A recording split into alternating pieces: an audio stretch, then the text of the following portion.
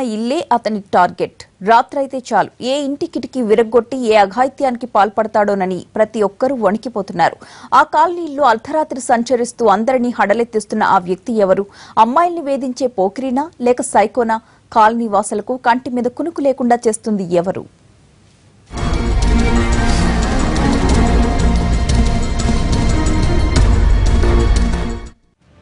విశాఖ జిల్లా పెదగంట్యాడ మండలంలోని కాలనీలివి. ఈ కాలనీ వాసులకు నిత్యం జాగారమే. అందుకు కారణం ఎవరో గుర్తు తెలియని వ్యక్తి అర్ధరాత్రి సంచరిస్తూ భయభ్రాంతులకు గురి చేయడమే. 2-3 నెలలుగా ఇక్కడ ఇదే పరిస్థితి. రాత్రి అయిందంటే చాలు కాలనీ వాసులు బింబేలెత్తిపోతున్నారు. రాత్రి 11:30 అయితే చాలు సీతానగరం, నెల్లిముక్క, దల్లివానిపాలెం, వేంపల్ నగర్, రజకవీధి కాలనీల్లో జనాలు ఇళ్లల్లో పడుకునే బదులు ఆరు బయట కాపలా కాయాల్సి వస్తోంది. అర్ధరాత్రి పూట ఎవరో గుర్తు తెలియని వ్యక్తి ఇంటి కిటికీల్ని ధ్వంసం చేయటం, కిటికీకున్న ఐరన్ రాడ్లను కట్ చేసి ఇంట్లో నిద్రిస్తున్న వాళ్ల చేతులు పట్టుకోవడం, మహిళల మెడల్లో ఉన్న ఆభరణాల్ని లాగటం వాడి అరాచకాలు. అంతేకాదు ఆడపిల్లల దుస్తులు కట్ చేస్తూ వింతగా ప్రవర్తిస్తున్నాడు. అర్ధరాత్రి పూట అలికిడికి నిద్రలేచి చూస్తున్న వాళ్లకు లీలగా ఓ మనిషి ఆకారం కిటికీ బయట కనిపిస్తుండటంతో కేకలు వేస్తున్నారు. పట్టుకునేందుకు వెళ్లేలోపే జారుకుంటున్నాడని అంటున్నారు స్థానికులు. అక్కడ కమ్యూనిటీ వాళ్ళు కూడా నిలబడుతున్నాడని, గోడల మీద ఉంటున్నారని చెప్తున్నారండి అందరూ. దానివల్ల మా కుర్రోళ్ళందరం కాపలా కాస్తున్నాం. మా ఎప్పుడు 11 గంటల నుంచి కాపలా కాసినా మాకు కనబట్టలేదు. మా 3 గంటల కూడా తిరిగేసి ఉంటున్నాం. రోజుకి ఇది పని చేస్తున్నాడు. టీషర్ట్తో మొన్న ఒక రోజు వచ్చారంట. వస్తే పట్టుకోవడానికి వెళ్తే అట్నుంచి ఆ సందులో చాలా దూకి వెళ్ళిపోయాడు. మా ముగ్గురు పాపలే. మరి నైట్ టైం వాళ్ళు సేటాపడికి వచ్చేస్తారు, 6 గంటలకు అలాగ వస్తారు. వచ్చినా మరి అతనితో ఇలాగ కాపలా ఉండడం అంటే రోజు అవ్వదు కదండి. ఒక అతను కనిపించాడు క్లారిటీగానా, సందులోనే ఉంటే కర్రెట్ కొడితే పారిపోయాడు. మేము అప్పటికి ఇంకా ఎవరు రాలేదు. అతను ఒక్కడే ఉండడం వల్ల భయపడి అంత అటాక్ చేయలేకపోయాడు. దానివల్ల ఆ రోజు దొరకలేదు.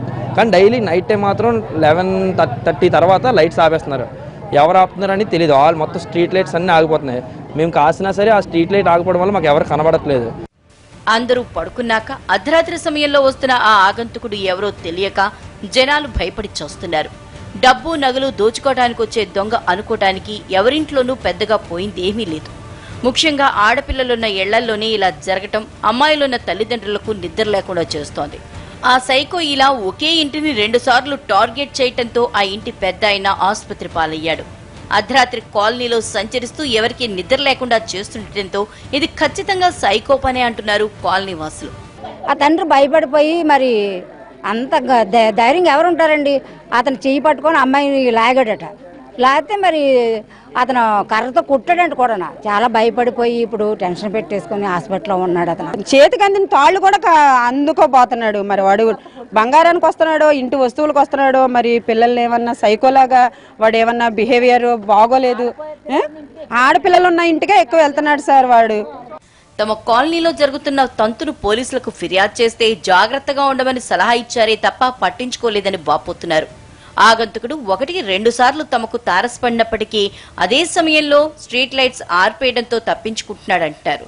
గుర్తు తెలియని వ్యక్తి సంచరిస్తుండటంతో కుర్రాళ్లు దగ్గర నుంచి ముసలాళ్ల వరకు అందరూ తమకు తోచిన రీతిలో అలర్ట్ గా ఉంటున్నారు. కర్ర, కారంపొడి పట్టుకుని కాపలా కాయాల్సిన పరిస్థితి నెలకొందంటున్నారు మహిళలు. ఆ సైకోను పట్టుకునేందుకు కాలనీలోని యువకులు, మగవాళ్లు అర్ధరాత్రి 2-3 గంటల వరకు పహారా కాస్తున్నారు.